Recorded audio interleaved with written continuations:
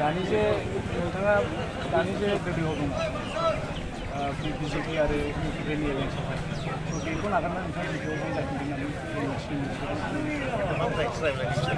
दा पाब्लिकनिफ्राय जों गोबांथार मिथिनो मोनो सार दा नोंथाङा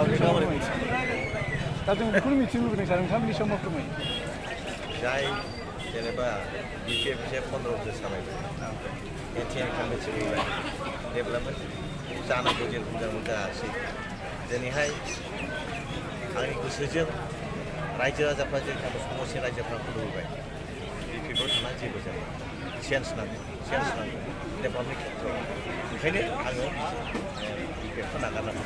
आरो बेहाय आं जाफैबाय आरो बेहाय थांफिननायनि खोथा गैया आं डिटारमाइन गोबां सिन्था खालामनानै जोंनि समस्या रायजो राजाफोर रायज्लायनानै आङो दिनै बिपिएफखौ नागारनानै बिजेपिआव फैदों बेहाय थांफिननायखौनो गोसोआव माब्लाबो आं थांफिननो हानाय नङा बे खाथा सोरबा बुंलाबायगोन जानला मोनला बुंलाबायगोन माने इलेक्सन टाइमावथ' बिदि मानसिफ्रा बुङो पार्टिफ्रा बुङो फैफिनसिगोन मासिगोन बायदिसिना होनलाबायो बेबायदि खुनु दिन जगाजगबो जायाखै खालामनायबो नङा आरो आं खुनुदिन 2 नाम्बारनि नङा आङो 1 नाम्बारनि फंसे जा बुङो बेनो जागोन दा ओंखायनो बिपिएफ नागारनानै गैया जोंहा दिनै सरकार दं आसामाव सरकार दिल्लीयाव सरकार बिटिसिआव सरकार आरो दिनै आं सरकार मोनसे पार्ट आंहा दिनै जेनेबा आङो बिटिसि मोनसे एम जाबाय एम मोननानै आरो आं मा नांगौ रायजोखौ सेवा खालामनांगौ जोंनि रायजोफ्रा बेखौ लुबैदोंमोन ना जमदर समस्तिया खमसे खम 50-60% डेभेलपमेन्ट टाइम मावनांगौ बेखौ लुबैनायनि थाखायनो आं दिनै फैदों दा बे सुबिदाखौ मोनबाय नंखायनो दिनै आं जेराव दं बेहायनो आङो दिदोमै थागोन माब्लाबाबो सोलाय सोल' जानाय नङा दा सार माजेन्द्र नार्जारिया दे बुंदों गोदानै मानो भट होनांगौ दिनै जों ओंखारगासिनो दा दिनैसो जागायजेनदों जेब्ला सम जागोन गासिबो जों गासिबो वार्डफोरखौनो मावगोन माजेन्द्र नार्जारिया 15 बोसोर जा खालामबाय बयबो नुबाय सोरनि थाखाय मा मावदों मा मावाखै जों नुबाय नेपटिजिम बेखौ बयबो मिथिगौ इंलिसाव खुरमा बाहागि गावनि मानसिल' खामानि मावहोनाय गावनि मानसि सिनायथि मानसिखौ खामानि मावहोनाय जायनि थाखाय रायजोफ्रा गाज्रि मोनदों दिनै बेखौ रायजोफ्रा सोलायनो लुबैदों दा हय जोंनि मानसिफ्रा जोंनि बिपिएफनि गोबां मानसिफ्रा दिनै बे दुखु मोनदों हयथ' गोबां बिपिएफनि मानसिफ्रा सोलायनो थिनदों माजेन्द्र नार्जारिखौ बेखौ सोलायनो सोरखौबा होदोंमोन आं खोनादों आरो गोदोबो जेब्ला आं बिपिएफआव दंमोन अब्लाबो बेखौ सोलायनांगौ होनना बुंदोंमोन खिन्थु दिनै अबयसे गेजेराव आं मिन्थिया आं दिनै मास मोननै आराय माससो जाबाय बिपिएफ नागारना फैनाया सोलायनो नागिरदों दा आंखौ मिन्थिया खिन्थु माजेन्द्र नार्जारिखौ दिनै रायजोफ्रा एक्सेप्ट खालामो ओंखायनो दिनै जेरैहाय जों नुबाय जोंहा सानै जों एमसिएलए जों जमदुवार श्रीरामपुरजों देरहालांनाय उइनार केन्डिडेट दं जोंहा जोंनि जथ' मानसिफोर दं गासिबो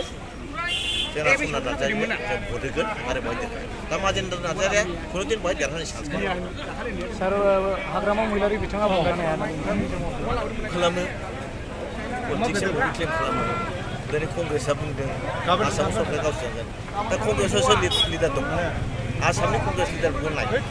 साबसे मोजां लिडार दं सोर चिफ मिनिस्टार जाफैनो हागोन ओरैहाय आजमलनाव सोर दं रावबो चिफ मिनिस्टार मोजां नेता गैया खिन्थु दा बिजेपिआव दं बिराद मोजां मानसिफोर मोजां नेताफोर दं स्पेसियेलि जोंना सर्बानन्द सन'वाल आरो लोगोसे डक्टर हिमन्त बिश्व शर्मा फुरा माने जे स्टाइल खामानि मावदों जे रोखोम खोथा होदों बेखौ मोगथाङाव जाहाबाय थादों आरो थांनाय बोसोरफोर जे रोखोम जे गुवाहाटियानो होन गुबुन जायगायानो जे रोखोम उन्नति जादों बेवहाय खुनु खोथाया दस्रा जाथिया पार्टिया फैनानै बेहाय सरकार दानो हाया जोंनि जेनेबा बिटिसिआवबो 12थानि गेजेराव निस्सय हयथ' बिपिएफआ मोनफा मोननै मोननो हागौ कयथा जायगाफ्राव जोंनि उइक पइन्टखौ नायनानै खिन्थु जोंनि जेने बिजेपि इउपिपिएल जेएसपि आरो एजिपि जोंनियानो खमसे खम 10-11थाव जों देरहाबोगोन आरो दा बेहाय हाग्रामाया क्लेम खालामगोन बयबो खालामखायो बयबोथ' सेमनायाव गैयाना गावखौ माबा दुरबल देखायोब्ला निस्सय रायजोफ्रा दुरबल जायो ओंखायनो रायजोनि गोसोखौ गोरा लाखिनो थाखाय बयबो होनो दा हाग्रामा महिला बिथाङा हयथ' बे खेथ्र'यैनो जों देरहाजोबगोन होनना बुंदों जानांगौ आरो